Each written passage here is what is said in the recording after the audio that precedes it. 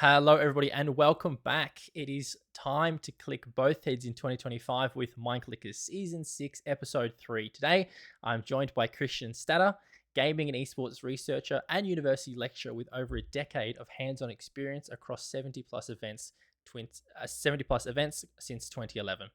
Christian runs an online blog and newsletter breaking down high performance topics in esports, and in today's episode, we'll dive into some of these key themes, including how sound impacts gameplay, the influence of personality traits like risk taking and narcissism, and how fatigue affects player performance. We'll also unpack some insights from his previous major research reviews. Whether you're a player, coach, or esports enthusiast, this is one you really don't want to miss. Let's get into it. Christian, welcome on board.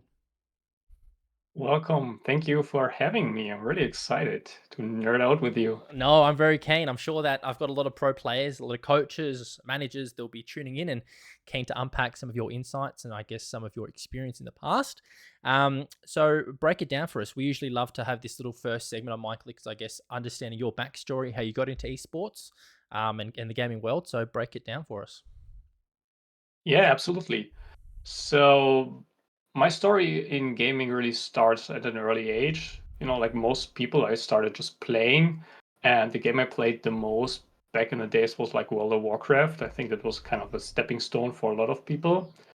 And then back in 2010, I found a website called Own TV, which is like a very old school Twitch stuff, Mm-hmm. kind of like another company. And there were a lot of World of Warcraft players streaming their gameplay.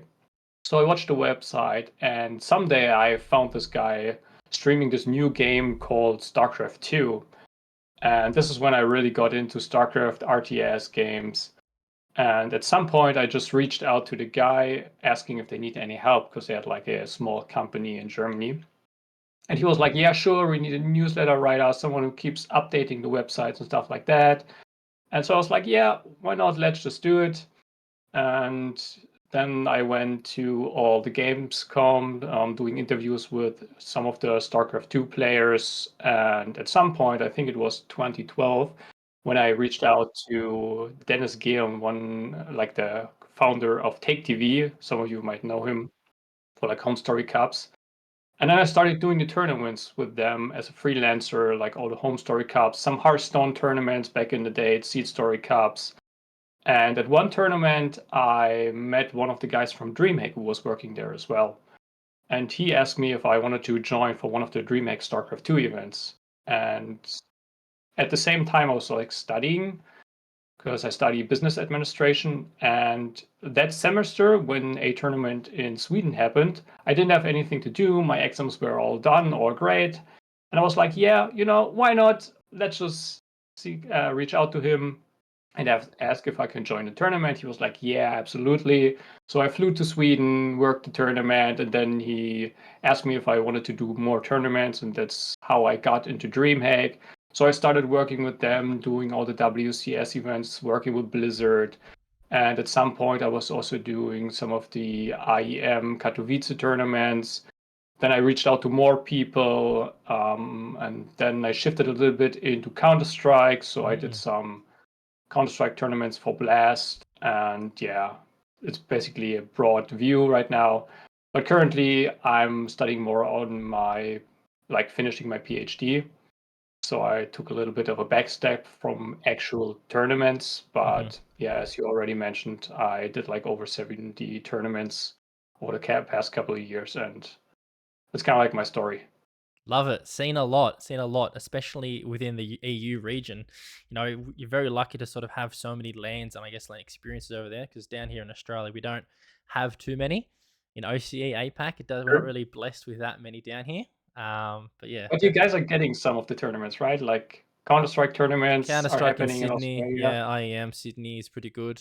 It got a good reception last time I was here, whether it was this year or last year. Yeah, hopefully there's some more in the future. But I think it is predominantly CS based at the moment. I don't really see us. There's been talks of a Rocket League major in Australia, but it's just so hard to fly so many teams to Australia. It's expensive, so there's all those True. sort of extra costs that take into consideration. But yeah, we'll see what happens. What is your PhD studying?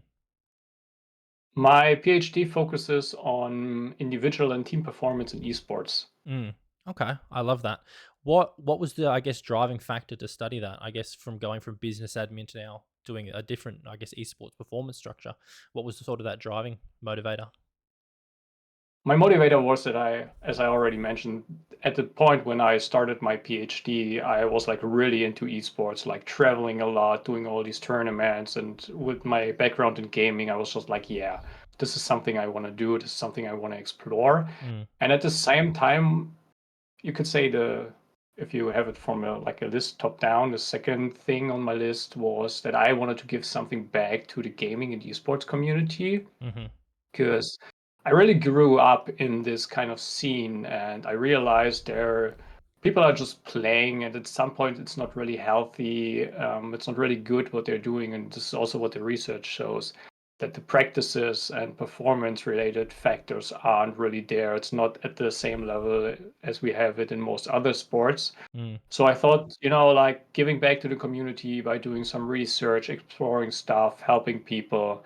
And this is also one of the driving factors why I started my blog. It's like trying to educate people a little bit more about gaming, the scientific background, and just try to give them some helpful advice. I love that. It's probably the very, I guess, same reason I started Mindclickers, right?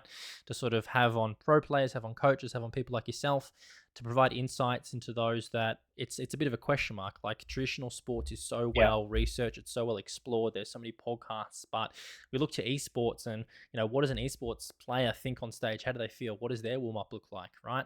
I think that's the more question marks or the more individualization that's not really explored within esports. So I think it's really cool to unravel, share, and explore. So yeah, I love that. It's almost, yeah, very similar to me, giving back for my, I guess, pro experience, and yeah, having a bit of insight and providing those, which is awesome. I mean, you probably have a lot of insights from like a very practical perspective. Hmm. So you can probably also relate to some of the stuff we might talk about and have like a different perspective on it in like in general, Absolutely, that'll which be is also interesting. cool. Like, Yeah, yeah. I think the big thing about esports is that there's a lot of individualization towards it, especially Yes. if you have teams of, for example, in Rocket League, there's only 3 players, right? One player is 33% of the team in comparative to like League of Legends or CS, where there's one player is 20%. So there's a lot more, I guess, varying individual factors which play into a team based setting and a team culture. And I think that's a pretty good subway for our first sort of, I guess, topic in terms of how important is it, I guess, in your mind, establishing a team environment, a team culture for an esports team. Previously on all of my teams, it's about, I guess, having expectations for performance, but then also trying to manage them as well, because a lot of players sometimes think about, okay, I have to make top two, I have to make finals, I have to have all these sort of pressures that they put on themselves. So I think it's a fine balance between managing expectations from a player perspective, but also from an organization perspective as well, right? Because they're the ones paying the salary, they're the ones providing the support. So I think it's a bit of a tricky balance sometimes. Yes. So speaking from a scientific perspective of what we know and what we don't know is that there isn't much research on like an organizational level and how it impacts performance, how it impacts the players. Most of the research is more about the individual and some of the evolving factors or practices, you could say, Hmm. you have and their impact on performance. But there are a few studies, and as you already pointed out, is that stress is a very big thing. Mm. And we have a lot of research, especially from the guys from Australia, because I think you guys may not be blessed with a lot of tournaments, but you actually have a lot of esports researcher Hmm. in your region. And one of them is like Dylan Paulus, and he did a lot of research on stress, coping mechanisms. And what they found, together with a few other guys like Oliver Leis from Germany, is that players typically are stressed by their other teammates. Hmm. So either their performance or how they behave. But if you look at professional players, the factor that stresses them the most is like social media. Hmm. That's factor number one. And the second thing is their own performance. So what they think about is like, oh, what have they have on their mind and what stresses them. is like looking at social media, probably getting flamed if you performed really bad. There is going to be a Reddit thread. Yeah. People are going to spam you on X or whatnot. And the second thing is like if you're in a tournament and your performance is terrible or you don't know how you're going to perform, you may be sick or whatever, then this is going to stress you a lot. Mm-hmm. Because if you know, I might not be able to perform today at my top level, my teammate is probably not gonna perform really good, and this is just like what puts a lot of stress on them. Yeah, no, absolutely. I think that you broke that down really nicely. There's so many, I guess, external factors which can have an influence on a player's performance. And definitely looking towards socials, I've had a lot of previous experience with some of my players whereby, here in OCE, we're at the top of the region, but obviously because we're so far away from some places, having a boot camp is one of the most important necessities for us. So even if we have a boot camp, we would go over for 2 weeks, 3 weeks, we practice, we scrim, then it comes to LAN and we don't perform quite as well just because the level of competition is so high on an international standard. And then straight away, the first thing is, and it happened most recently, we didn't do too well at a LAN, and they're like, because currently OC has 2 spots at a Rocket League major, and then you see on Reddit, you see on X, you see it everywhere, remove one of the spots. Yeah. OC only deserves 1 spot, and that plays a big, I guess, driving factor from a player as well, having, I guess, that pressure to know that, hey, it's not just me, it's potentially the whole region in my hands as well. Mhm. Like, what is your experience when it comes to having players look at social media as well? Because I heard like when I when I did all the tournaments and stuff, I heard that there are teams out there who they don't forbid it, but they really advise their players to not look at social media at all, Mm. just to completely avoid this kind of like negative impact on them. Yeah, predominantly most of my players previously haven't been too active on socials. Like a few of them were streamers, but not really. Some of them had to do like obviously mandatory sort of social posts for the org, but in that instance, it's more of a post and ghost sort of thing. To Yeah, sort of post it and exactly. just let it ride, Yeah. let it drift into the sunset, sort of thing. But yeah, in terms of like I guess more individualized posts on Twitter, you don't really see it too much. It's more so just a repost or something like that. So which I think's good. I think it's definitely tricky to find the balance though, for sure. It is. But I guess most of your players are like really focused on performing their best, like professional players, and they're not streaming anymore, I guess. So for No. them, social media is more like something that happens at the same time, but it's not really important, right? Yeah, exactly. It's one of those things that's sort of in the background, Yeah. which I think is an interesting sort of segue because we look towards some pro players who do take the content creation path, right? And sort of they're a pro player and then they go and become a mainstream Twitch streamer. And so I think there's an interesting conversation there about that micromanagement of, balancing that because what does life look like after a professional playing career? Is it possible to go into, YouTube content creation? Is it possible to have a more of a stronger social media presence because you worked on building it up through your pro career? I think that is definitely an interesting aspect that I've had conversations in the past about, but a lot of the players that I've talked about weren't too interested.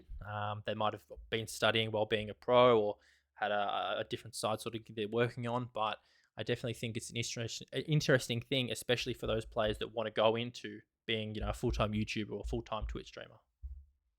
Yeah. There's actually a study out there that looked at how pro players behaved when it comes to their career from before Corona and Mm, till after COVID. And what they found was that a lot of players, professional players, switched from being professional players, from playing professionally, to becoming streamers. mm, So I think it was kind of like this thing that you couldn't do tournaments anymore, like live tournaments, offline tournaments. And at the same time, Twitch got a really big boost from so many players getting yep. into gaming, watching. So I think there was like this very nice sweet spot for them for like, yeah, I might not be the best player, but I'm somewhat entertaining. There are a lot of people watching. You can make a lot of money. Mm, And that's when a lot of people switched. Also, you didn't have, I don't know how it was in Australia, but you couldn't have like team houses. You couldn't see your teammates. Everything was online. yep. And yeah, some of the players just quit at that point. Yeah, no, absolutely. I don't even think in Australia there's a single team house that exists. I think everyone just plays online from home. I think that's an interesting sort of segue we might even transition to potentially because I think it's pretty interesting. The idea of playing in your own sort of environment, and I guess that cultured environment that you have in comparative to, I guess, going to a LAN setting and being exposed to stage, right? I think that's one thing a lot of players sometimes don't prepare for or don't even acknowledge is a preparation factor, right? I remember the first time I went to LAN in Sweden with one of my boys, and he'd never sort of been on a LAN stage before. And you take into account crowds, you take into account cameras, you take into account lights, take into account sounds, all of those external factors which you don't get in your bedroom, right? You might have a ring light for your camera if you're, Yeah. whatever you're doing, but it's all those sort of minute things that all of a sudden there's all this sort of noise around you, and it's tricky to deal with. What do you think is like the most stressing factor when going from your home environment to a offline tournament? I would say, I'd say the lights. I'd say that Light. there's been Okay. multiple lands where I can think of where players just haven't been used to like giant bright lights just in front of us, especially lights that come down. There's been lights that are from behind that come onto the PC screen and create like a bit of a glare. And we've had to be like, we can't actually even see the game. Like, you know, can we get that changed? And it's like, oh, this is production, yada yada. So I think that's definitely an interesting factor that I've had a lot of conversations with in the past with players. Probably second to that would be dealing with stage, dealing with crowds, dealing with audience members. Very much so how traditional sports players deal with crowds out on the soccer field or on the football field. So I think that's probably the predominantly main two factors. Yeah. Like the crowd was also one of the major driving factors when it comes to stress in the study I mentioned before. Hmm. And from an experience perspective, mostly worked as a tournament admin, like head admin, and the request to turn down the lights or like change the direction of the lights pretty much have it like every tournament. I'd imagine. Because production is setting it up so it looks really nice on camera, on stream and stuff. Yeah. And then you got the pro players and they just have like, as you already said, lights directly shining into their face, or you can't see the screen properly and stuff. So Hmm. we usually have to turn down the lights at least during the game, that we otherwise wouldn't. Yeah, that's crazy. Have you had any working as an admin, any I guess PC malfunctions, anything like that's sort of happened in the past you've had to deal with that sort of tricky errors? Pretty much every tournament. Like you I can was gonna say. no, like you can test as much as you want, but the moment players come in and they set up everything, something is just not gonna work anymore. It's like I don't know why it is, Yeah, but it is what it is. But I remember one certain or maybe two very specific tournaments. The first one was a Quake 2 tournament we had in Sweden. cool. And we tested everything. Everything was great. Sound was awesome. And then the players set up and we started playing the tournament. And at some point, some of the players said, well, I can't hear my teammates, right? Mm, So we checked everything and we didn't know why it was not working anymore. There was some static 24/7 and we couldn't get it sorted out. So for day two, we swapped computers, we tested, we couldn't figure out what was wrong. And to circumvent the problem, we even set up a separate computer behind stage just for the mm, communication between the players, and it still didn't work. right. And we had no idea why. And to this date, we don't know, but we think it was something related to the stage. Maybe the stage was probably grounded. Mm, So we got the static, and there was just like no fix for it, like not at all. yeah, a little bit of Um, a crazy one. Players absolutely hated it. And interestingly, like if you move to the side, like maybe half a meter, then it was completely gone. Communication was crystal clear. But if you move back into the spot where the players were sitting, like it was back. Oh wow, headache central. Because it's pretty common for is it common for CS players to use in-ears? Because in Rocket League, no, not a single pro uses in-ears, just mainly predominantly headphones. I think it really depends, and it Mm, comes down to the tournament. right. Usually they have in-ears, and then you have like soundproofed headphones on top. What we did in StarCraft, and I think this is also the same for like Counter-Strike tournaments, is that you have noise canceling headphones and you put on the noise canceling, and you also play some white noise or pink noise at the same time, Mm. so that you really want to make sure that players can hear their teammates, can hear the game sound, but can't hear anything else from the outside. Yeah, absolutely. I sort of just had a bit of a weird reflection back. I remember sort of old, not really old school, but like a while back, I remember just seeing Lance and players being in booths, but I feel like that's not as common nowadays. I feel like there's more Yeah, it's exposure, not. it's more outside, not in a booth. Yeah, this is something that emerged back in the days, like maybe 2012 Yeah, yeah, to 2014, when we had all these StarCraft 2 tournaments, and they would set up a booth for the yeah, players, ACs in there, so yeah, everything yeah. was nice, and the players absolutely loved it. Like it was really good. But the reason they stopped doing it was that you couldn't ship them pretty well. So Oh, okay. if you have a tournament in Sweden and the week after you have a tournament in the US, then you had to ship the entire box over there. And that was physically impossible.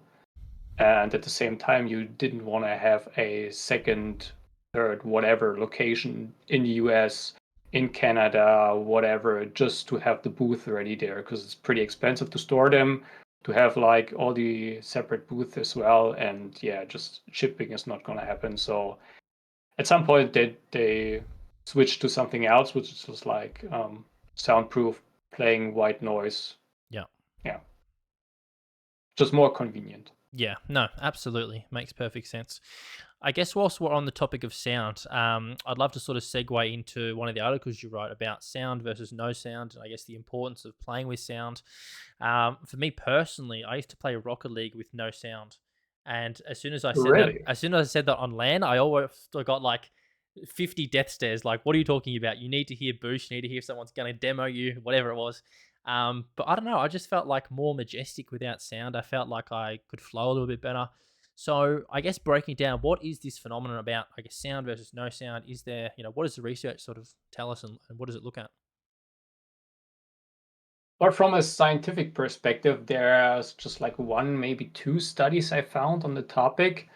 And the ones that I found is it's pretty 50-50. Like if you play music, some players can deal really well with it and their performance goes up. Hmm. And for some players, it's just like in game, no music, and that's what increases their performance. So I think it's very much a personal thing. Yep. And but generally speaking, the game or like game sounds are a source of information. So as a player, you want to make sure you have as much information as possible, especially if you play games where you have like incomplete information, like League of Legends, Hmm. StarCraft 2, or whatever. And if you're playing and you only see part of the map on your screen, then game sounds may provide for you an information you otherwise wouldn't have. Yep. Like if something happens on the other side of the map, then you're going to be aware of it due to sound. But if you mute the sound, then you're not going to have the information. At the same time, there are people, maybe this is also the case for you why you didn't play with sound, is that they can just perform better, they can focus better, get in flow better without any sounds, like when it's just completely silent around them. And this is also the case for myself. When I'm working, I have nothing on, like no Mm. sound whatsoever. And I just know or feel that I can just focus better and be more productive. Yeah, interesting. Do you think that a level of intuition comes into play when talking about that? Just the feeling of perhaps, I guess, playing devil's advocate, like playing League and looking at timings, and you might think or suggest that someone's going to jungle, so you might look over there at a different time, not purely just listening for the sound, but just knowing or having a feeling that something might happen. Yeah. I think if you play without sound, you're just gonna adapt at some point, Hmm. and adapting might just be looking at the map more often Yeah. and then just becoming aware, or maybe looking at the chat what people are talking or pings, whatever, And a ping can also be with or without sound, so Hmm. you don't necessarily need it to see the ping, right? Yeah, absolutely. Do you think that, say, for example, we're playing 5, 6, 7, 8 hours? Do you think there's an ability for us to become desensitized to audio cues? I wouldn't say desensitized. I think if you're playing for that long of a time, it's more like that sound or like a noisy environment is going to exhaust you. Hmm. So your resilience to this kind of environment, especially if you play offline, if you're very stressed, just goes down over time. So goes your performance, right? So I don't think it's desensitizing. It's more like being stressed, not having the resilience anymore, the mental focus, um, resources, if you want to Yeah. call it that, to withstand the sound. Yeah, I think there's so many multifacets that play into performance, especially at the top level, that it's hard to really nail it down to one thing, especially when there is so many things to focus on, right?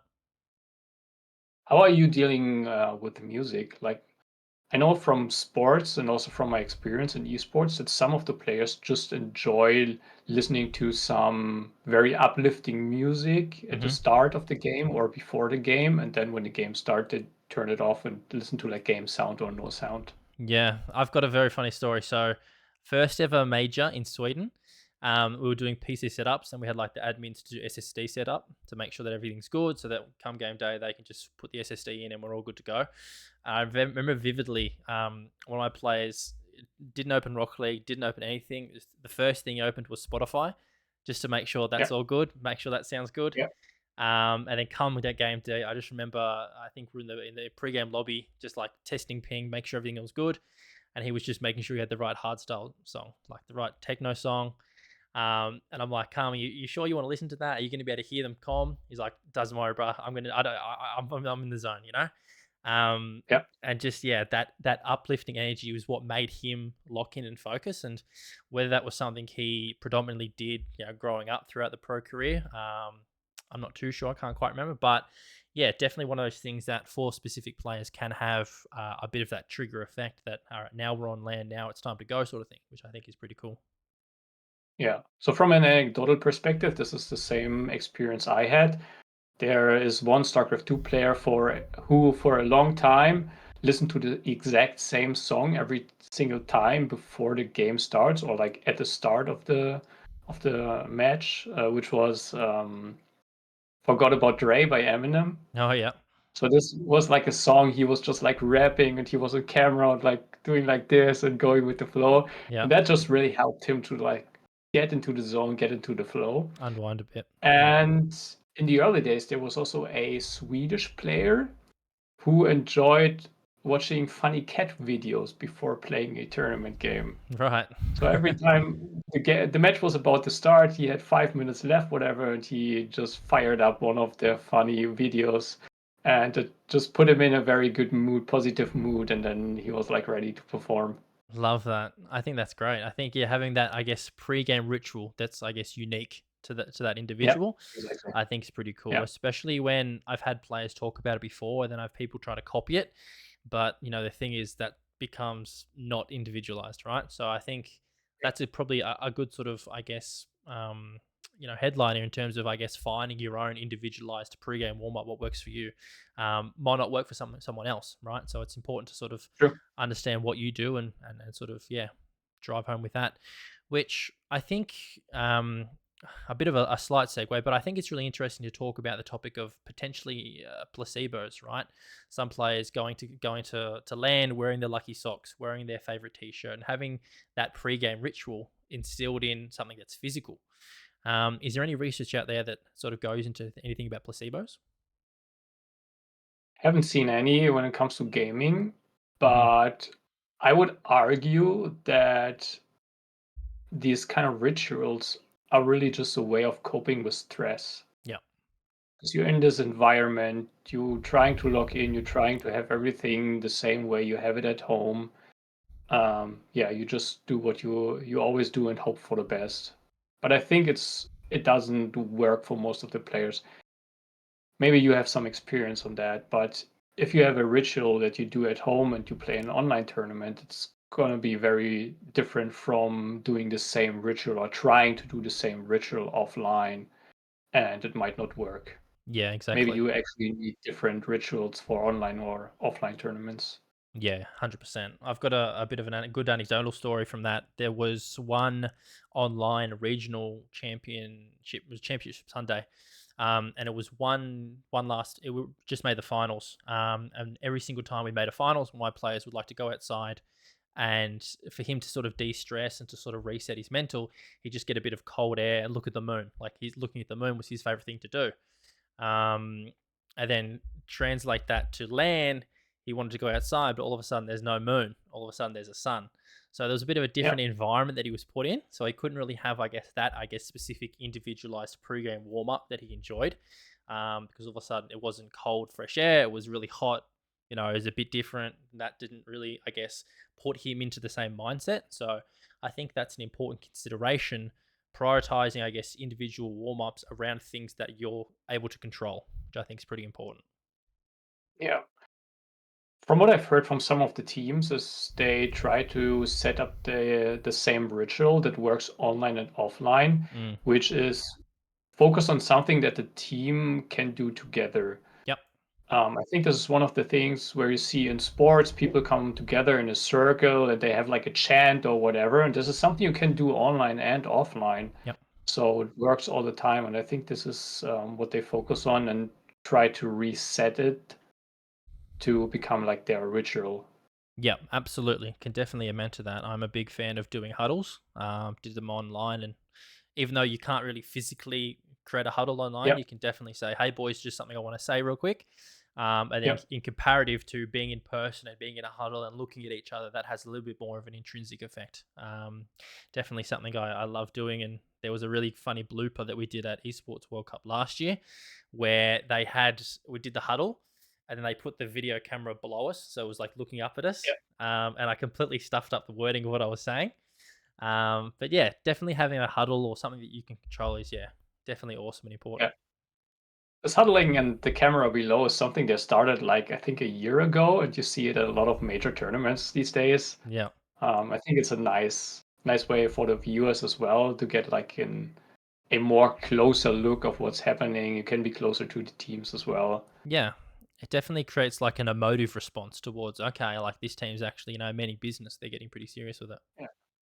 Now I'm kind of curious, like, what do you tell your players? Like, do you have the same speech or like similar speech? What do you use, or how do you structure it? I usually structure it about having no regrets, because I always say the same thing. Say it's a Saturday or say it's a Friday, usually the same thing. Come Sunday, every single one of these players that are around us is going to pack up their suitcase and walk out the hotel, and they're going to look back, and the hotel is going to be in the distance, right? And by that stage, they can't change anything. So the last thing that I want you to do is, when you're on that bus away from that hotel, driving towards the airport, be like, oh, I wish in that moment I would have done this. I wish I would have done that. I would have said something different. I wish I would have spoke up. I wish I would have had a little bit more confidence in myself to believe that I can actually do, something specific. So the last thing I want is for you to be on that bus and have regrets. Okay, so go out here with no regrets and actually believe and trust the process. And I go into a lot of trusting, and in terms of really formulating that, I guess, culture that we've sort of been focusing on. And yeah, predominantly have it around having no regrets and actually giving it 110%, which usually does really well. It's actually a pretty good one. I think it kind of releases the players from being too constrained or not like thinking, oh, maybe I should speak up, maybe I shouldn't, Yeah. maybe I should say this, maybe I shouldn't. Oh, that's a good one. I like that. Yeah, because sometimes a lot of players that I've had experiences in the past have gotten in their heads about, should I say something between games? Should I not? Should I just remain Yeah, silent? yeah, Especially the big one in Rocket Leagues during a timeout, right? I think there was stats that came out that after a timeout, the game win ratio was like 75%. So the chance of winning a game after a timeout was like pretty high, like 75, 80%. So the importance of, I guess, taking that time out properly and, saying something you want to say, or, whatever approach you want to have in that timeout is pretty important. So yeah, making sure that during that timeout, saying whatever you want to say and making sure that, you go into it with full confidence. Hmm. That's great.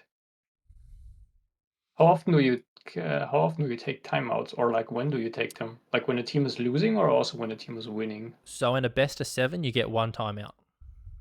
Okay. Yeah. So usually you use that if you go down 2 games. So like if you're 0-2 down, um, some teams like to take it when they go 0-3 down, but then they have to reverse sweep, and that's a tall order, Yep. right? So yeah, predominantly it's when you go 0-2 down.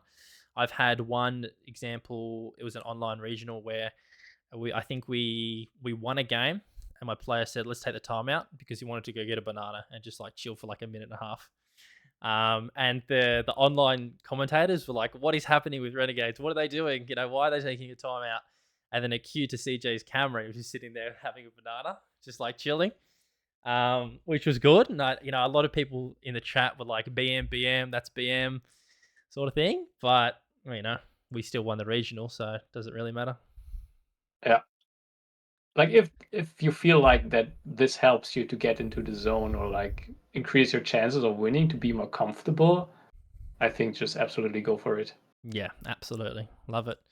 Um, Now, another sort of interesting topic that I saw on your site was this whole idea of, I guess, narcissism and risk taking and participating, I guess, behavior that you can be a little bit more, I guess, egotistic in terms of what you want to do. So, what's that all about? Sort of break that down.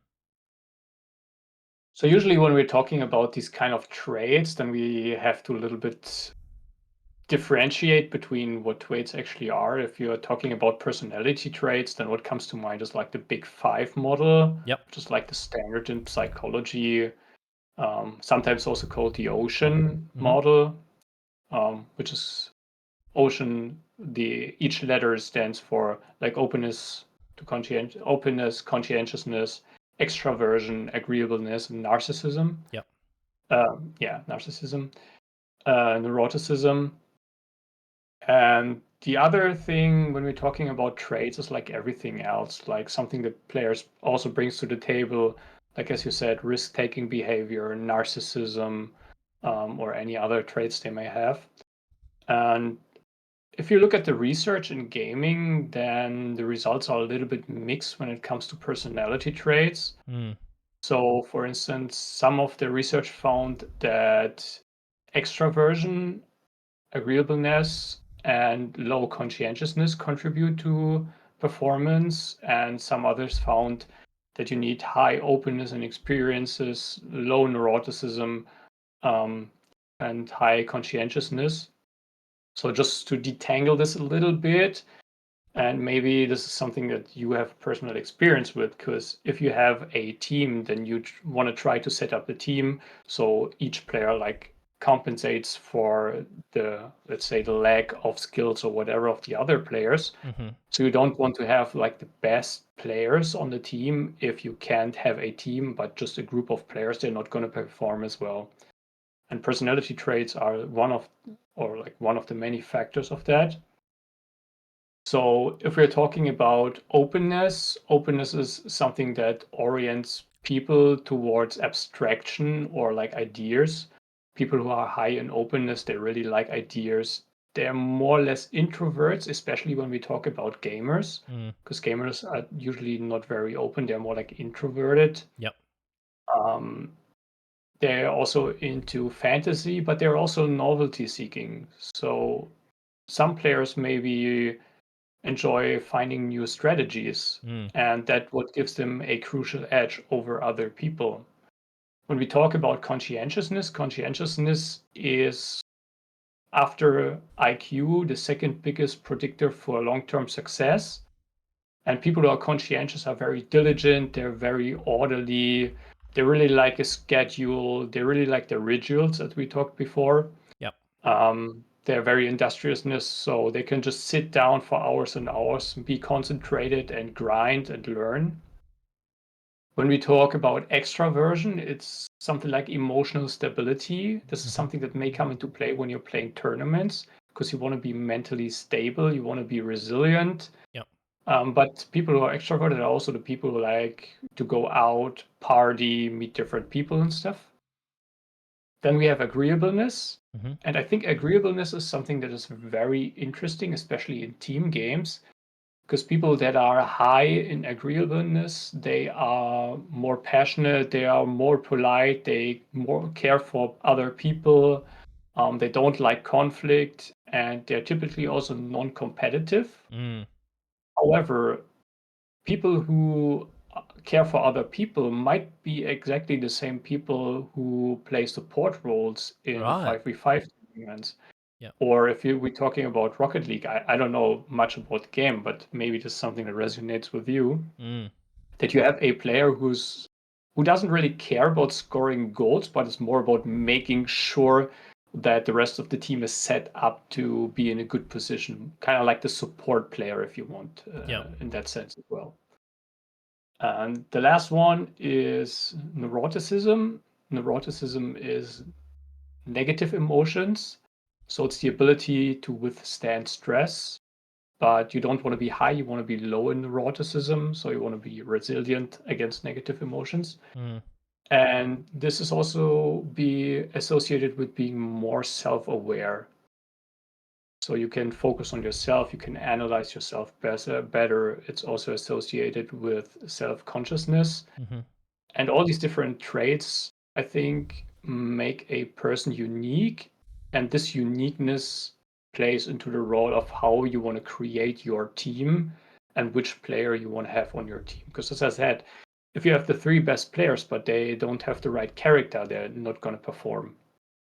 But yeah, this is maybe something that you have like a personal experience with Mm. from It's interesting. your Like, perspective. yeah, hearing that all that makes complete sense. And I've just been thinking, like, when we do, I guess, we search for a new player, is there now or should there be a consideration towards a personality test in terms of, Yeah. their backhand, how they think, how they feel, how they look towards a team setting? Because that's definitely something I've not even ever considered. I don't even Yeah. know if other teams potentially out there doing that, but predominantly, I think the always go to is like results based, right? Like, how has this player been doing? Um, is it LAN? Is it online? Is it, what are their results? And I think we base a lot based on results. And there that creates almost a bit like of an overcast over the players who have the potential, who might be the right fit.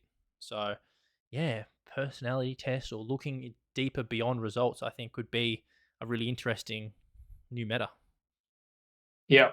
I think this is a very interesting aspect because if you look at it from a broader perspective, then the personality of a player really just influences their value structure at the Mm, level of perception. yep. So it's more about their goals and what they value. And depending on that, they will be more extroverted, more conscientious, and whatnot. Mm, So by looking at this, you may have a better player. But at the same time, if you have someone who values certain things more than the other, for instance, the support player, then that player might be a better fit for your team. mm. Yeah, interesting. It's definitely something that's, yeah, definitely made me question and think about it for sure. Something that I have never really considered because previously I'm sort of reflecting back on teams now. It's definitely clear in the past 3 4 teams that I've been on that there's always one player who definitely plays or definitely is a little bit more reserved in the team. Mm, They're not always the first player to speak up. They're always the one yeah, person to sort of listen to everyone first. And then in comparison, there's always one person who, it's hard on a Rocket League team, you've got 3 players, right? In comparison to a different team. But there's always a leader that always stands out, someone who is happy to speak yeah, first, someone that after a loss is the first person to say, hey boys, look, unfortunately we didn't get across the line, but da da da, right? So I think that's important in the aspect of each team has to sort of have a leader. And I guess, what if there's no one on the team who has the personality of becoming a leader? Is it then about building the confidence to try and take the leap into that leader position? Is it about trying to learn those skills? I think that's a very interesting sort of, yeah, area. yeah. Like leadership is something that is relatively well explored in gaming and research because Yeah. there are a few studies out there. And what these studies find is that you want to have a distributed leadership. Mm. meaning that you don't want to have one person making all the calls, all the decisions. It's more like switching, Yeah. especially when it's role based. So let's say in Counter-Strike, when the leader dies, Yeah. then you want to have someone else take over this role. Mm. And this may be the same in Rocket League. If one of the guys is not feeling well, he isn't performing well, then maybe it's a good idea to have a second person over there who just takes over for the day or for the match or whatever and speaks Yeah. up. Yeah, no, absolutely. I've definitely had that happen before. That there's been a LAN where our usual sort of guy who's the one to speak up wasn't feeling too well, so it definitely fell on someone else, and obviously myself to sort of help be in that combination. But yeah, I think that makes perfect sense, especially in a Counter Strike sense, whereby if the IGL dies and all of a sudden someone else takes over, and it's a bit more of a cohesive team effort rather than putting all the pressure on the IGL to make every single correct decision, and that just places potentially even more a bit more stress on him. Yeah. So now switching to the other side of like traits we talked about. Mm. If we look at risk-taking behavior that you mentioned before, I found two studies on that, and one of them basically said men are more risk-taking compared to women, Mm. which we know there's a biological basis for that, mostly due to testosterone. Mm-hmm.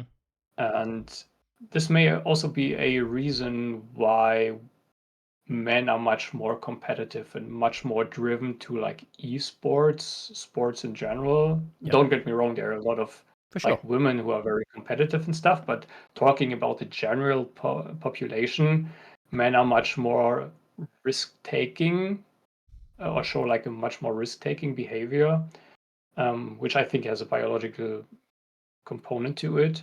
Mm-hmm. And a second component is also the culture.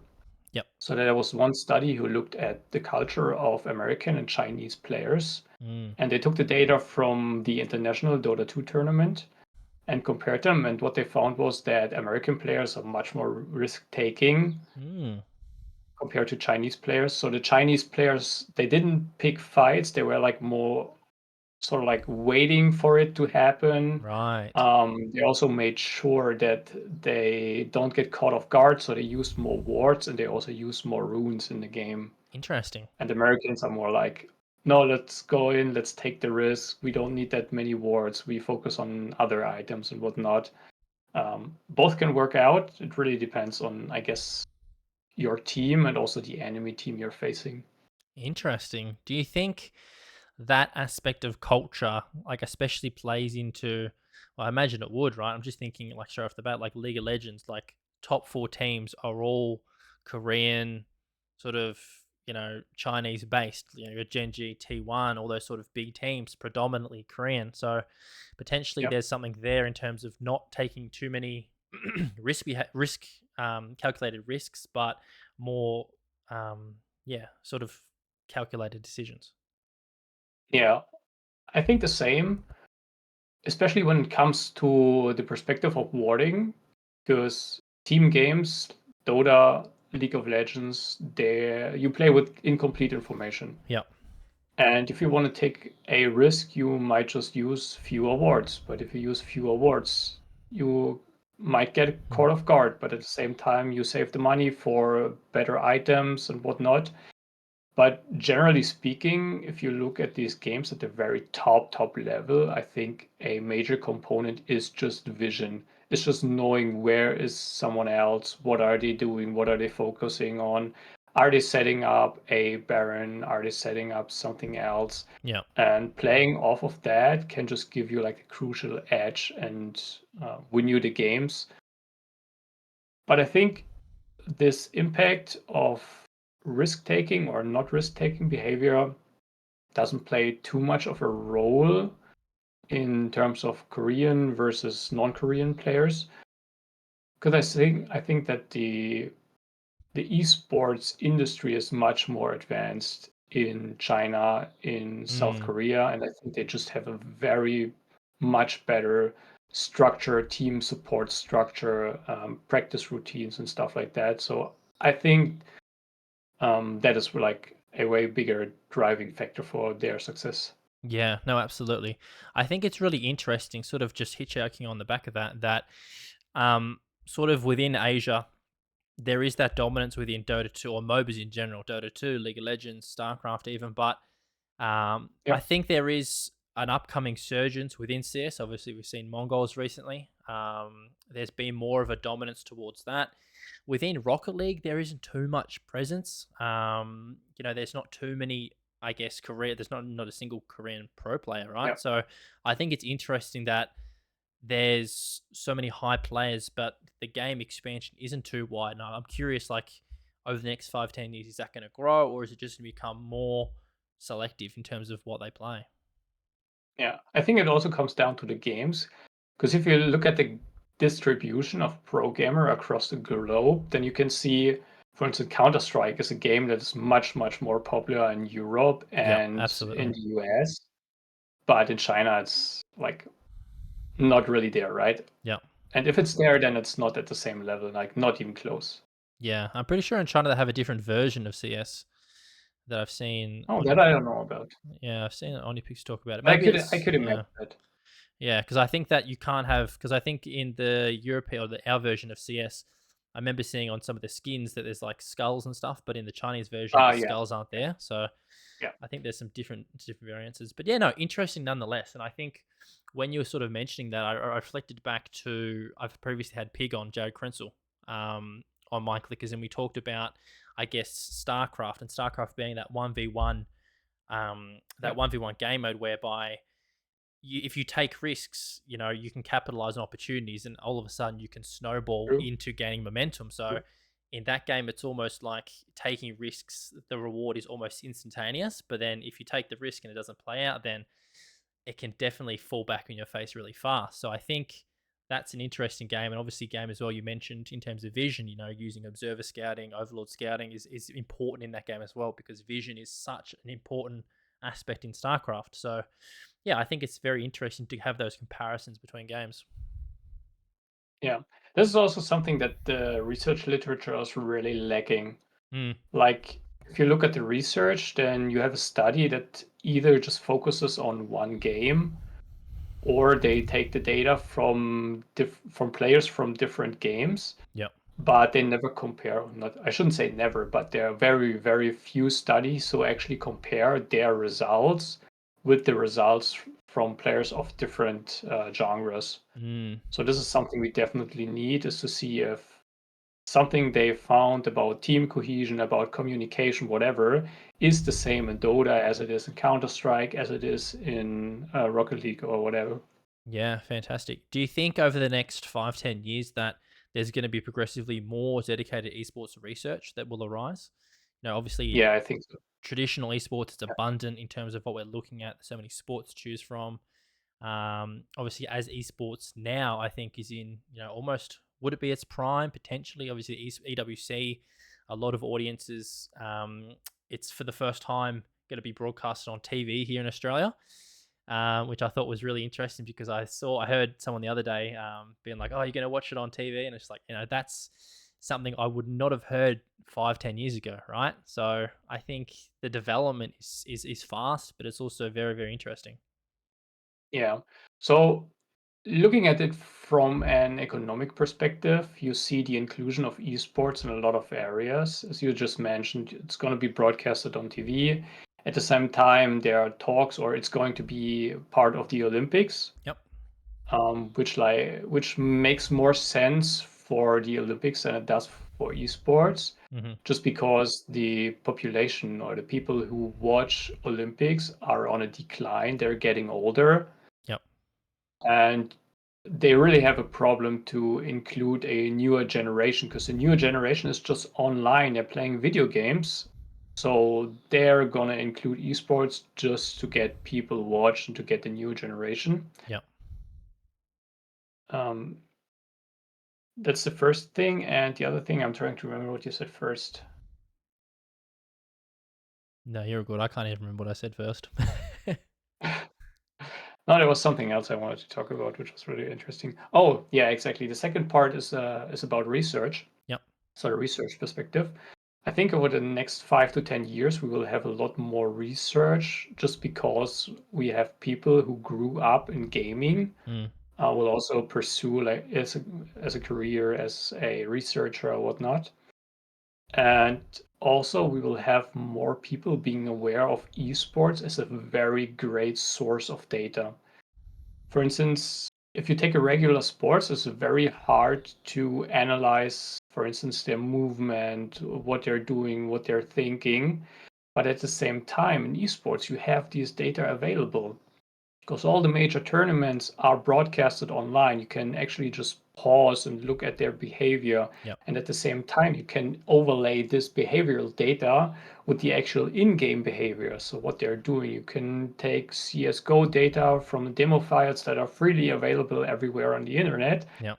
And that's actually what we are doing with another study right now. You can dive in as deep as you want. You can even analyze their behavior on a level that is 128 pings per second. Mm, So you can actually exactly see where's the person looking at, what exact angle, when is he firing, why is he firing at that person, mm, um, why is he standing at exact that position, what happened at the same time during their communication, stuff like that. So this is a very great source of information and data for other researchers. So I think we will have, especially people from a traditional sports field, come in, grab the data, and use it to analyze performance, not just in gaming and esports, but just like in general. yeah, I think the provision of having accessible VODs almost immediately, like we were at Yeah. lands, then we'd play and then we'd come back and we'd just go and watch our game straight away and sort of see what was going on, break it down, have a look at that. Whereas I don't think that's too common with traditional sports athletes to go ahead and review their gameplay almost immediately and have instantaneous feedback. So I think we're very lucky in that regards to sort of be able to have access to those tools and yeah, sort of utilize that for our performance. What's the level you're analyzing it? Are you just like looking at the game and talking about what happened in game, or also talking about like um, things about communication, how people were sitting, how they were feeling at that moment, what happened before, or is it really just strictly about okay, this happened in game, so we cannot do it anymore? Usually, I would talk about, I guess, the feelings going into the series, the feelings during the Okay. series, and then after it. From a stats perspective, we're pretty lucky with Rocket League is that we have so many stats accessible towards us. We can Hmm. see how much boost we picked up. We can see how much time we spent in our defensive third in comparative to the offensive third, how much mid boost we got, how much we demoed. There's so much positioning data which helps create the game of Rocket League, which we can utilize. But we can also look directly and see what other teams are doing, right? So prior to going into versing a team, all of their data we pretty much have. So we can sort of see where do they play, where do they position, what do they favor, what are like some of their star players, what do they tend to do in terms of rotation? Do they sort of cut back Yeah. in? Do they fully rotate back?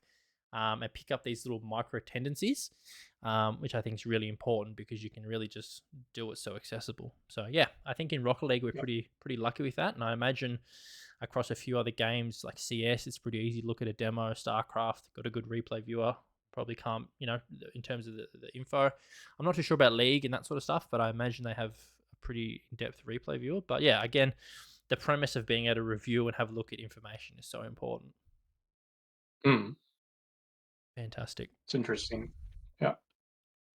Now, I guess as we turn off the engine and roll down the hill towards the end of the episode, on the topic of research, I'd love to deep into some of your research you've done, sort of share a bit about what you've sort of looked at, researched, had a bit of a review it, and sort of share it with the listeners. Yeah, so as I said before, my research focuses on individual and team performance in esports and gaming. Mm, So I really look at the driving factors that also contributes to individual performance, like in StarCraft 2, 1v1 game, but also the things that happen inside a team. And just a few weeks ago, together with Dr. Retze and Dr. Hillmann from Germany, both from Germany, we published a paper and we analyzed 92 studies in gaming and esports and looked at all the factors we found that contribute to performance in teams. So just like a team level analysis. And what we use to analyze data or like put them in a framework is the IMOI framework, which is like a standard which just stands for input, mediator, outcome, and input. Mm. And you can just think about it like having 3 different buckets. Yep. The last bucket is the outcomes. So this is typically your performance outcome. This is how satisfied people are with their own performance, with their job, their member performance, team viability, stuff like that. Yep. Then you have the input factors, which are typically whatever the team or like individual players bring to the table. This is what we talked about, for instance, personality traits, right? Mm. And on a team level, however, we have the team formation. So how are people recruited in gaming? How do they form a team? How is the team familiarity? So know they each other or just like random people you would meet on the ladder if you just like hit the ladder button, right? Yep. Versus playing online or offline with a team in a tournament. Then we also have their culture, their nationality, just stuff like that. Reward system, so something that is the environment, not just the team factors, but also the environment. And also the leadership. As you know, as a coach, you're not really part of the team who plays the game, but you're part of the team, but not like the team who actually plays the game. Yep. So you're kind of like the support structure, which is also family, friends, their training routines, how their practice looks like, their physical performance and stuff like that. Yep. And the bucket in the middle is something like all the processes you can imagine. So you have the process of communication, which is like super important. So this is something you can impact, but it's more like a process that either works or it doesn't, and you can tweak it and stuff like that. You have the in-game actions. So is one player kicking the ball? Why is he standing there but not there? Should he go over there? Yep. And the other things that it also belongs in this bucket are called team emerging states. Mm. So these are states that develop over the time as the team progressive. So this could be team cohesion. So team cohesion, one of the very, very major factors you want to look at. Yep. This is something you should do. For instance, if you're with your team, you probably notice and you probably are doing this. You shouldn't just spend all the time with the team inside the gaming house practicing same environment, but you also want to go out with them, just have some fun, take a day off, do whatever team activity, grab Absolutely. dinner together, whatever. Yep. So this is something that emerges over time. Same with motivation. So the motivation of the players of the team, their shared cognition. Mm. Shared cognition is something like, do I think the same thing as you do? And if so, that's probably good for performance, right? Because I give you an information, then this information might be like do this and that, but also could initiate or signal what I want to do. And if they Yep. share the cognition, have the same feeling of what the other person is going to do, and this is going to help them to like perform, coordinate better and stuff like that. Oh. Yep. Another big factor is positive team climate. So you don't want to have 3 different players who just sit there, like stare at the camera, don't talk much, Yep. but you want to have a positive climate. And this is probably something that you actually create before the game with your speech. Yep. You say like, guys, have no regrets, don't worry about it. Play your best, have fun and stuff like that. So this actually creates a positive team environment, which really helps the players to perform their top level. And the last thing that we found is conflict stages. So there are a lot of studies out there on toxic behavior, like in-game toxic behavior, and how that impacts performance. And shouldn't surprise you that being toxic doesn't really help the team. Yeah. Absolutely. So yeah, that's basically the 3 big things we found and some of the things that belong in the bucket that is there in research. But what we are lacking, what we don't really much about is how these input factors, like whatever the team brings to the table, the individual brings to the table, it's like team recruiting, friends, family, training routines and stuff, how these things impact the mediators. So how do the, let's say, family support, how do does impact team cohesion? Mm. How does it impact the team climate? Are the parents completely out of the picture, or like are they involved in some way? Are they talking to their sons who are playing? Are they not talking to them? Are they also talking to the other people, Yeah. or are they just like completely away from home? Also, the communication, like how do certain coaching behaviors impact not just team cohesion, but also the team climate? Mm-hmm. How does it impact in-game actions? For instance, if you take a, um, not the break, but where you can jump in as a coach. What was it? I'm lacking the word right now. What you said when you take a break when you're 2-0 behind. Timeout. Like when you're jumping, timeout, exactly. Yep. That's what I was looking for. If you take a timeout, like how does the in-game behavior changes afterward? Mm. Does it impact the team cohesion at that moment? Does it impact their emotion? Does it impact the team communication? So this is the kind of stuff we don't know yet. Yeah. Oh, interesting. I love that. I think that covers so many domains of esports. Yeah. Really sort of reflecting over each statement, I've sort of experienced, I guess, yeah, every single one of those factors across the last 4 years at the pro level. So I think it's, yeah, definitely an important factors to consider towards esports performance. So yeah, that's awesome. For everyone listening, Yeah. is the study or the review available to read out there? Yes, it is. It's completely available for free. Great. I'll make sure to put that in the description. I'll put that on the website as well, so that people can to go and have a look at the findings. Is there any more research for you on the horizon? Any next steps? Yes, so I'm currently working on 2 papers. Cool. The first one I already touched on a little bit, where we are analyzing Counter-Strike data, Yep. and we have a data set of 40,000 matches, Right. which is That's a like a lot. lot. Yeah, so we currently have Dr. Hillman and his team, like his bachelor students, working on a program where we can see how strategies evolve in Counter-Strike and try to predict at an instance what the strategy of the team is. Yep. And if something happens, like something negative, let's say one of the guys dies, does it change the strategy, how they are going to adapt to it? And for that research, as I already said, we have like data that is massively overblown, if you want to call it like that. We already talked to some university league teams Hmm. in Germany. So we had some interviews and asked them to help us analyze the data a little bit to just get a feeling of what's important when it comes to strategies. How do you adapt to strategies? When do you do it? And stuff like that. Yep. And yeah, we got some really great insights from that, but that study is still going to take a little bit of time. Hmm.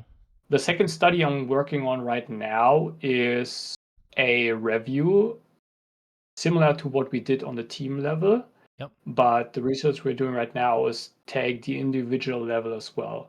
So we are looking at all the factors that drive performance in gaming and esports, not just on a team, but also on the individual level, and how these factors in these 3 buckets impact each other. So for instance, how can the personality trait of an individual, how does this may impact the team communication or team Mm. cohesion? How does it impact team performance and stuff? So for that, we probably going to have about 200 and more papers we are analyzing. Hmm. So this is going to be a really big one. But hopefully it's going to be out within, let's say this year, maybe beginning of next year. Yep. And the third I'm currently working on is thinking styles, Oh, okay. especially analytical thinking. So what we know from, I don't know if you know the book from Kahneman, which is Thinking Fast and Slow. No, I It's haven't like a heard of it. bestseller book, Okay. which just has the idea. Like Kahneman is also a Nobel Prize winner, so he's somewhat famous for his book. But I'll just break it down very fast. He says there are two modes of thinking. The first one is very fast and intuitive. So that's Hmm. something like you have a gut feeling, or if I ask you what's 2 plus 2, you immediately know the answer. You don't have to think about it. Yeah. And the second bucket is like analytical, reflective, slow thinking. So when I ask you what's 120 times 1545, you're really going like, Hmm. okay, let me really think about it, right? Yeah. And this is also something that happens when you encounter a situation that you don't know. Yeah. If you exactly know what you do, then you just have to think about it, you just do it. But if you encounter something that is new, that you don't know where to go, what to do, then you go into this reflective, slower thinking. And this, I think, happens a lot in gaming. Mm. And I'm analyzing right now uh, videos, audio files from TFT matches Okay, cool.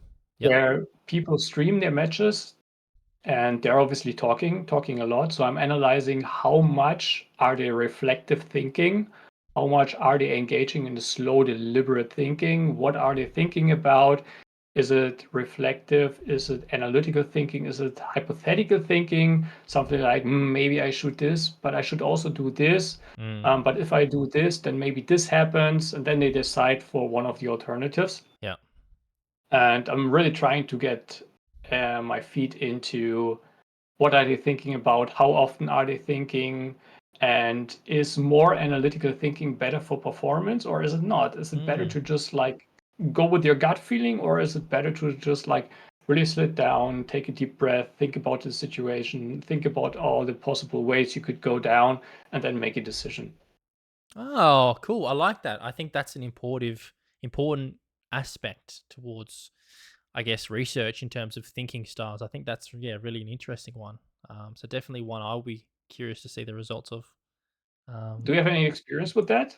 Like, do you know, or like from a perspective of playing yourself, do you think a lot, or is it just like playing, not thinking, just gut feeling? I think it makes sense that when we're in situations where we're familiar with, then it's more autonomous in terms of what we think. I think that's definitely true for situations that I've been in, I guess, on land, where we've been in a situation that where we've experienced it before. I think it's really interesting to sort of look at it in the perspective that, previously, there's one really good example whereby the first major that we went to in Sweden, we played Furia. So at that time, South America's best team, and we took a time out, and then we ended up winning that series. And then the following major in LA, we played them again. So it was that sort of cognitive understanding that, hey, yes, we're the underdogs, but we've done it before. So as long as we sort of have, I guess, that same mindset, that same approach towards, it's not a mountain that we have to take 40,000 steps up. We just have to take Yeah. each step at a time and sort of put ourselves in a situation that feels familiar. And we pretty much stuck to exactly what we did back in Sweden in terms of the play style, and it worked pretty well. So I think that sort of has a bit of an impact, I guess, on a land setting, creating familiar things at one checkpoint, but then being able to sort of relapse back to that, almost like what I define for myself and plays is building out your own mental template of when to sort of Mm. relapse back onto things, when to sort of understand, hey, I've been in this situation before. I can lapse back onto that. I can utilize that. I can, if it's something that's new, what can I do with that previous information that helps create a new experience, which I think is powerful in itself, right? So yeah, I think it's important aspect towards both modalities of thinking. Do you have any insights on the communication of players during their gameplay, like doing tournament gameplays? Are they just like communicating, hey, do this, do that, whatever, but also like analytical thinking, hey, maybe we should do this, maybe we should do that? And do you have like let's say, like a feeling for how much is this analytical and how much communication is actually, let's just do that, we're Mm. gonna do this is our next move? Yeah, in Rocket League, it's because it's a 5 minute game. So it's communication is one of the biggest. I've said this across every single team I've been on. Communication is the biggest predictor of our performance in Rocket League. Yeah. And because of that, I always drive commanding comms. So instead of like, oh, should I do something? It's, hey, do this. Hey, get boost me. Mhm. Hey, you play the ball. Hey, I'm behind you. Get back. I'm taking it slow. Play for me. Yeah. And sort of giving each other, I guess, directive commands in terms of what we want to do. Because as soon as we get on that same page and build that trust in the com, If you can take in the comm, listen to the comm, and trust the comm, and execute based on what the comm is, and I guess build up familiarity with that, then it makes you such a better, I guess, composed team overall, and you're able to sort of execute more efficiently, is what I found. Whereas I think if you're taking it more analytical, that's probably more after the game, sort of having a bit of a reflective approach. What worked well? Hmm. Why did it work well? What didn't work well? What can we do differently? And again, similarly, what we talked about before in the timeouts, like that's probably where that comes into play. But yeah, definitely in game, it's very much three players simultaneously talking over each other. Very, very. The first time I joined Rocket League, the first time I was able to scream, I was like, "Oh my god, I've actually got a headache after listening to this for an hour." But then obviously adapted over time, and the best way Yeah. for my plays is that to make sense of comms, what I would do is I would close my eyes and I would say, "Boys, paint me the picture. Paint me the picture of what you're doing on the field through your Hmm. comms, so that I can see what you're doing." And that means your teammate also understands the comm as well. Hmm. And then gradually over time, what we would do is that we would get into a point where with some of my players, like even on the way, like on a bus or on a plane, we would play a mental game of Rocket League just based on comms. So we could all close our eyes and start comming for each other and actually actively play a game of Rocket League just based on our comms. And I think that's where we got to a level of just pure team cohesion, which was pretty special. It's also imaginary practicing. Exactly. Yeah, it was good. It Yeah. was. I used to. Yeah. I used to. I remember lying in bed one night because we had to like share rooms. I had like a player, and we just like before we went to bed, just, like played a game of Rocket League, and it was just like calling out for each Yeah. other. It was fun. So yeah, it's definitely an Yeah. interesting aspect for sure. There's also a new stream of research that has emerged in the last years, which is like how can you improve your training, not just like physical training and moving, Mm, but just by imagining. And we notice from gymnasts, for instance, that yep. they go through the same routine over and over and over again, not just like physically doing it, but also in their head. Yep. And at some point, they're just very good at executing it because the head knows exactly what to do. So yeah, I'm 6 months away from finishing my master's in exercise physiology, and I've read some previous research, or I think it's been either research or anecdotal, or I've seen it online. I've seen it somewhere.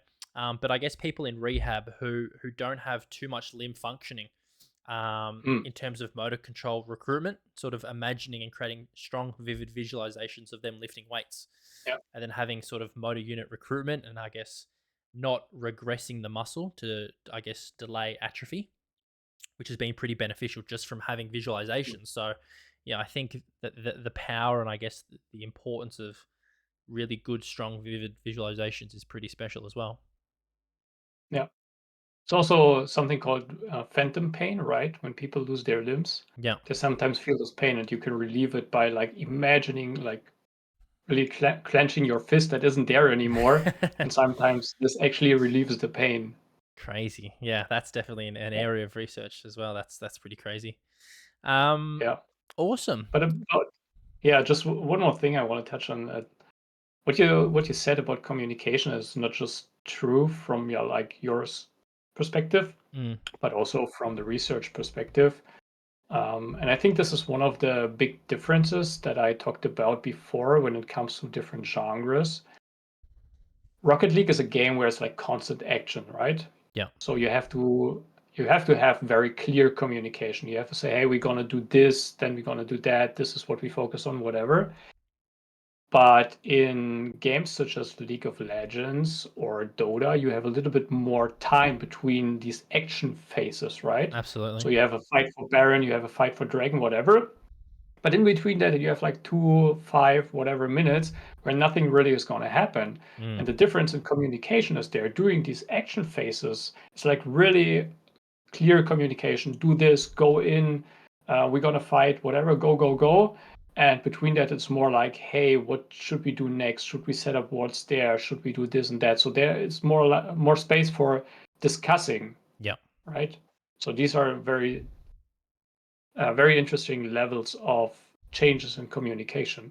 I think that's really interesting as well. I always reflect back to just watching different League of Legends lands, and then looking at like someone returning back to base, then walking back to lane, and sometimes it takes them 20, 30 seconds to get back to lane. So having that bit of a, I guess, I guess, individualized debrief from the game to sort of take 20 seconds to sort of reset yourself before you get back to lane, before you get back into it, which I think is pretty crazy to sort of have that. Yeah. I guess because in Rocket League you don't get that at all. But yeah, I think it's nice. You see it in CS in between rounds. When you die potentially as well, you can't have too much of an impact, but you can sort of sit there and sort of think about maybe what happens next. If you're the IGL, if you die early, what's the next play? Are we going to execute A? Are we going to go B? And sort of contemplating the comms, the communication that you want to present to the team as well, Yeah. which I think is important for games for sure. Yeah. Maybe if I may, there's one more research I would like to touch on, Mm, which kind of brings us back to the start where you asked, like, are there environmental factors? And this may be interesting for you when you set up your team for like practice and stuff, yeah. which is there's one study out there who took the data from League of Legends matches in, I think it was South Korea, Mm, and they also took the data from the cities they played in during rush hour and during no rush hour, yeah. Oh, from air okay. pollution. So they looked at air pollution during the time of the tournament and they took the tournament data and they analyzed it on an individual and team level. And what they found was when there's a higher level of air pollution, so for instance during rush hour, then the performance dropped.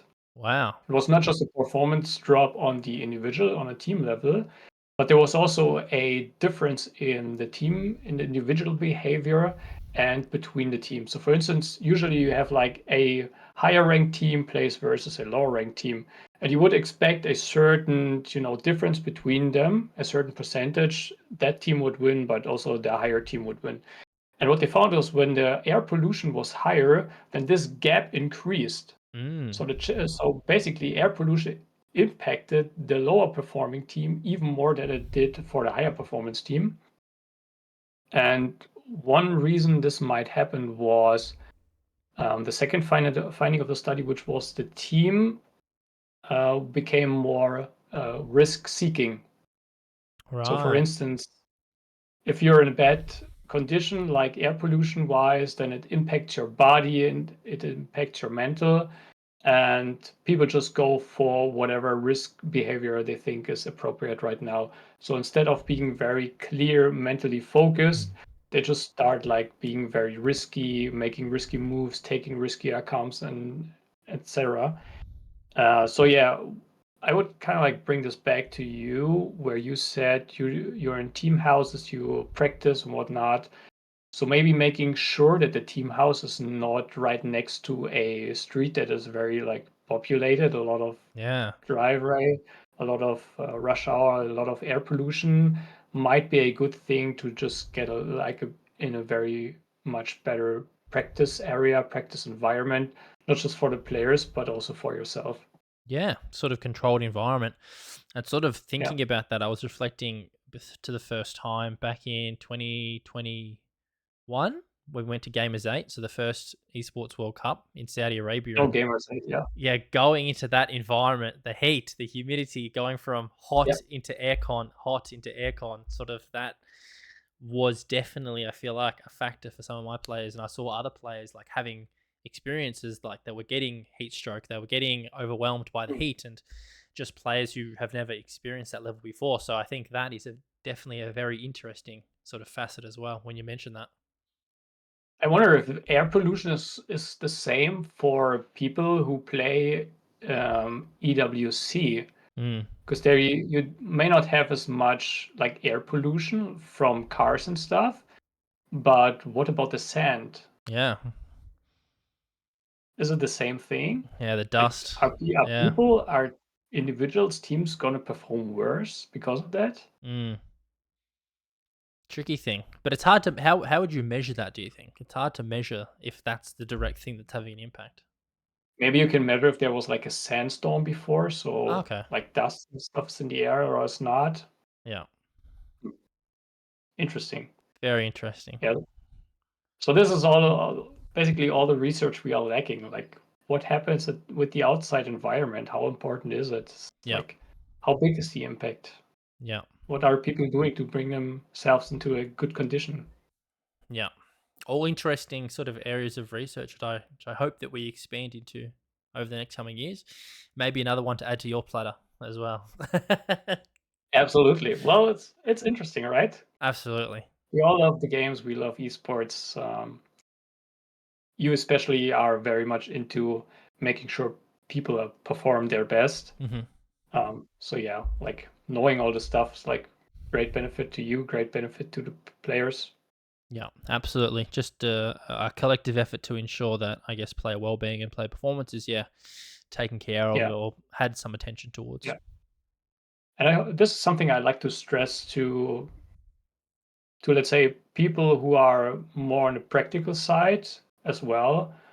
Like people always try to draw from the science and look up whatever we already know, but Mm, at the same time, and I can speak from a personal perspective, if you reach out to people and be like, hey, would you be interested in helping us with this research, maybe half an hour interview, then people are very quick when it comes to declining.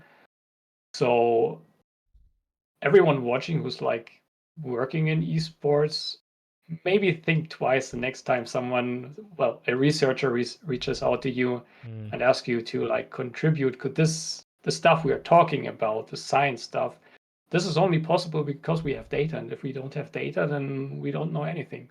yeah, absolutely. I think, yeah, hopefully a lot of listeners can take into account that and start contributing more, which will be good. Yeah. Fantastic. Now, for everyone listening, where can we find you? Socials? Where can we reach out, get connected to you? LinkedIn, your website? Yeah, so easiest way is probably to just find me on X. It's like Yep. TrAiDoS, TrAiDOS, and there all the rest of my socials are linked. My website, my newsletter, my LinkedIn, my Instagram, whatever. Beautiful. Yeah, I'll be sure to put that in the description. Um, and then, yeah, that'll be put everywhere and distributed nicely for people to reach out, and maybe they've got some questions for you or some more Absolutely. subscribers for your newsletter, hopefully.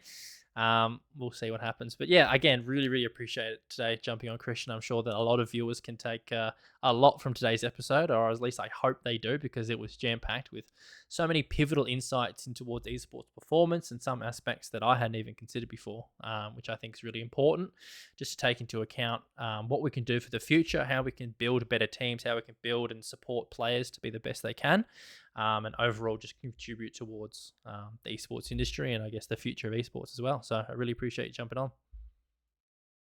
Thank you very much for having me. It was a great pleasure talking to you. Legend. Thanks, mate.